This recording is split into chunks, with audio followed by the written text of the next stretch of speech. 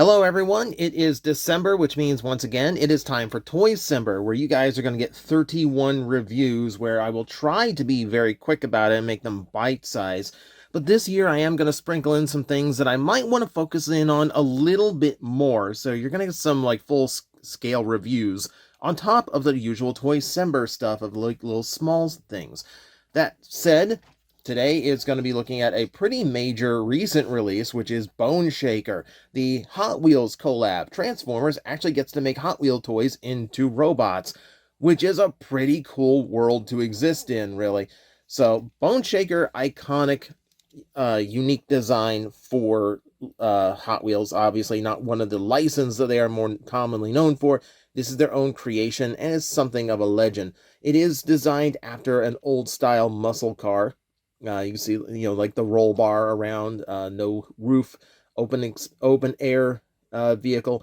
It's a pretty cool design, and obviously, like, the focal point is the grill designed into a skull, complete with bony hands holding the headlights into place, which is neat to see.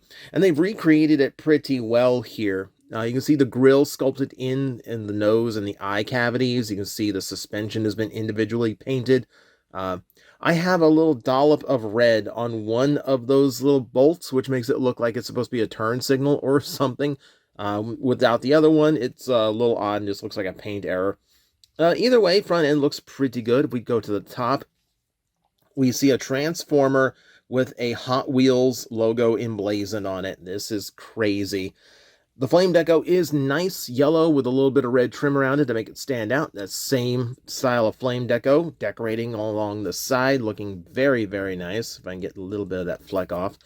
And then, yeah, silver is a key ingredient here. You've got it on the rims of the wheels, which are pinned in. Pinned wheels are becoming something of a rarity. And I feel like because this is the Hot Wheels collab, they went with pinned wheels to make sure it had a chance of rolling well, which I appreciate that. I appreciate that. So silver on the rims, as well as the exhaust, which is plentiful. The exposed motor in the front, the exposed motor in the back, or whatever this is supposed to be. It actually kind of looks like the nitrous tank, which wouldn't make sense for a vehicle like this. It's a shame this section in the back is not properly painted or in the same color of plastic. It's silver here for the tank, gray for everything else, and then black here, because I assume it's palm plastic that needs a little bit more. And then we do have taillights painted on in the back as well. A lot of nice sculpted detail going on, too. Now, the elephant in the room is that stick that's coming out of the dash of the car. Now, inside there is a little bit of detail. You got those brown seats. You got a steering wheel sculpted in, but really what you're looking at is that gigantic rod in the middle. It's really an oversized gear shift that in no way, shape, or form would be usable in a real vehicle. You can see the Autobot logo with a skull and crossbones design there, kind of fitting in with the theme of the vehicle.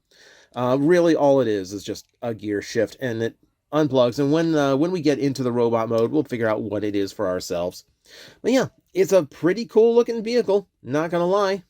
Now, let's get this guy transformed, and we can really see if they pulled off anything unique with how it works. I'm going to start by folding the exhaust down like so, and then we can get those unclipped from here, fold that out of the way.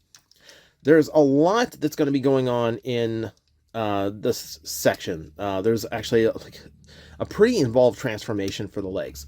We're going to start by unclipping this and folding all of this out so we can undo the legs and start getting them taken care of. So I'm going to start by hinging these outward and rotating them around. Give me a way to close that up. And with that closed, I'm going to bring this down to form a heel for the back of the leg. And then this piece, that was the rear section of the car, I'm going to fold and clip all the way over to create the leg. One more time on the other side for those in the back of the class not paying attention. Unhinge, rotate this all the way around, fold in that piece of the roll bar, clip in there, fold all the way down, close up, you have leg. So now that we have leg, you'll get those into position and we'll get the rest of the robot done. Unfold the arms like so, from the body of the car. I'm going to go ahead and rotate them all the way around here, but we got a bit before we can clip them in, because we need to take care of this whole section. This is going to unfold and then hinge the whole section down. The engine stays on the back, the grille goes to the front. That's going to expose the head. From here, go ahead and close those pieces together. That will let you form the chest. That will lock in nicely there. Rotate these arms around, fold out the fists, make sure everything is arranged there so the articulation makes sense. And to finish it off, we get those folded to the back to kind of make a little bit of a cleaned up look. And that is the transformation for Bone Shaker. For a unique looking vehicle, it's a unique transformation. Definitely enjoy a lot of the processes going on here. And yeah, it's a fun little transformer to mess with. Like, that actually is a pretty good transformation. Now, looking at Bone Shaker himself, he seems a little bit small for a deluxe. You know, if I take, Chop Shop over here, it's about comparable in height, but he definitely has some scrawnier elements to him, which I keep that in mind. I try not to be like, well, keep this in mind, like the cost is what you make of it. But at the same time, I do acknowledge these are more expensive because of the collaboration aspect to them. So I'm being a little bit more attentive to like what you are getting for the price. What you're getting is a somewhat clean transformer. The exhausts in the back are, kind of kibble, but I think they actually work. Still having those exhausts pointed backward on him, I think is actually very thematic for a roadster like him. I do enjoy that. Overall, not too bad. This section, I could have stood to fold it down just to get it out of the way a little bit more, but I will take it for what it is. Deco-wise, we've added a little bit of black here as far as paint goes. The orange is now decorating the forearms and the pelvis piece, but it's mostly relying on that centerpiece from the vehicle mode. The head, brand new sculpt. Now, I'm just going to flat out say this should have been a Decepticon. I understand that Hot Wheels is not going to want any of their vehicles to end up being a bad guy, but that is a Decepticon head sculpt if I have ever seen one. Angry, red eye visor, the exhaust coming out of the helmet. This guy looks mean and fierce, and he really should have been depicted as such, but as it stands, I guess that's the best we're going to get. Proportionally, yeah, like I said, he comes up kind of scrawny. A big thing for me is just how the arms work out. Now, you do have the wheels up here acting as shoulder pauldrons, and that gets by a little bit visually, but I cannot get past the part where his shoulders are pinned to the center of his torso. They're way too low. Like, it really does distract the eye. And it does mean some poses are going to look a little bit awkward because the arm's coming out of the center of his body rather than the upper section. It's a little bit of a frustration. Like, it bugs me the more I look at it. One of those. At the very least, that's something going in that you can be aware of. He has another issue we'll get into with the articulation rundown, which we can get into right now. So the head does have a ball joint, so it has a great up and down range, as well as a left and right rotation. Shoulders are universal, low set as they are. They still function greatly. You still have 360-degree biceps, as well as a 90-degree elbow bend. Nothing at the wrist. Waist joint does work, which I do like that waist sculpting, by the way. I don't want to let that go by. I like how that looks. You have universal hips. That works pretty well. You have 360 degrees at the thigh, well beyond 9 degrees at the knee. Love to see that. Now, here's where I take issue, is the fact that he does technically have ankle tilt, but it's awkward. The front does not tilt. And that's bad because this side has that little tab that you see on the inside of the foot there. That, if you put him down on a flat surface, is going to be where his weight rests on the left side of the toy. That's going to be frustrating for getting him to stay into poses. But, like I said, his ankle tilt does exist, but it only works on the back side of his feet. So while, yes, you have this that will let you balance him better, it's never going to have that, tilt to the front of the foot that looks nice.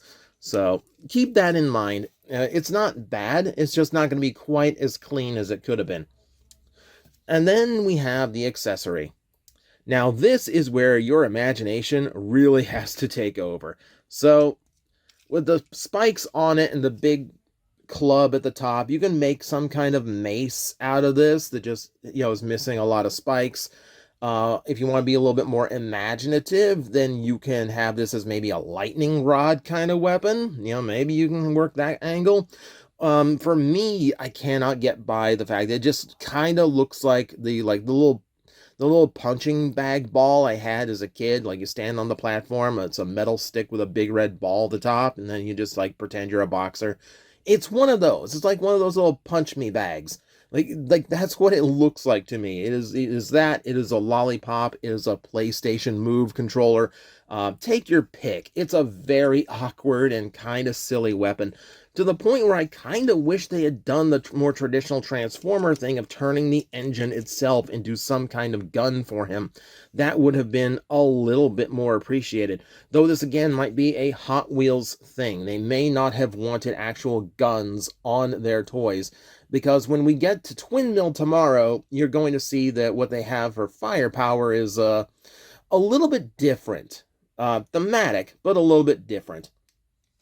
So that's what I have to say for our boy here. Yeah, hang on. I'm trying to get him balanced at the last second. But that's what I think about Bone Shaker. I think proportionally he's a little bit frustrating. He's not bad. I think the transformation is fun. The overall look of the robot is good. He's suffering from some proportion issues and a few weird engineering choices, like shoulder placement, ankle tilt placement, that kind of thing.